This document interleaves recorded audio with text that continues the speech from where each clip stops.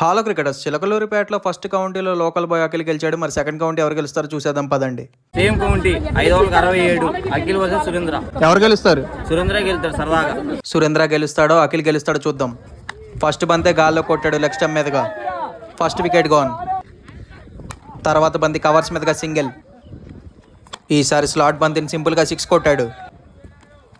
మరొక ర్యాపిడో వెంటనే back to back. మరోసారి కొట్టే ప్రయత్నంలో టాప్ వచ్చే గాల్లోకి బంతి ఇచ్చిన నేలపాలు 2 రన్స్. 21 రన్స్. 3 ఓవర్లకు 46 కొట్టాలి. లెగ్ స్టంప్ మీదుగా సింగిల్.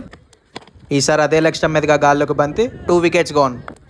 మరొకసారి గాల్లోకి బంతి అదే వైపు బట్ ఫ్లాట్గా బౌండరీ. తర్వాత బంతిని 6 కొట్టాడు సురేంద్ర. 11 బాల్ 37 కొట్టాలి. కొట్టేశాడా? సరదాగా. మరొకసారి 6 కొట్టాడు సురేంద్ర స్లాట్ బంతి. ఈసారి బౌన్సర్ బంతి డాట్ బాల్. లాంగ్ ఆన్ మీదుగా బంతి ఫ్లాట్గా మరో బౌండరీ. అగైన్ లెగ్ స్టంప్ మీదుగా మళ్ళీ 4 రన్స్. వరుసగా 2 బౌండరీల తర్వాత మూడో బంతి కూడా ఆఫ్ స్టంప్ మీదుగా బౌండరీ వెళ్ళింది. లాస్ట్ 6 బాల్కి 13 కొట్టాలి.